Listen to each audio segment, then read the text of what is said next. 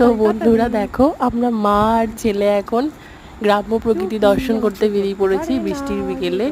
এই যে আমার ছোট্ট সোনা এখন হাঁটতে শুরু করেছে ছাতা নিয়ে। আর এটা হচ্ছে হুগলি জেলার একটা গ্রাম।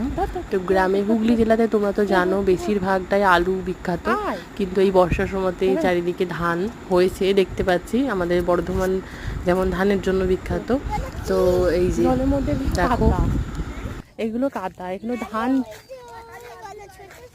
ছোট ছোট এগুলো গাছ, পোকা, এই যে পোকা ফড়িং যাচ্ছে, এগুলো তো সব ধান বসাবে, ওই জন্য সাইড দিয়ে দাও, বুঝলে? ওখানে সব ধান লাগাবে, ওই জন্য। ওই দেখো, ওই ওই দূরের মাঠ দিয়ে দেখো কত সুন্দর ধান পুঁতেছে, দেখেছো? সবুজ রঙের, দেখতে পাচ্ছ? ওইগুলো ওইগুলো এই জমিতেও বসাবে।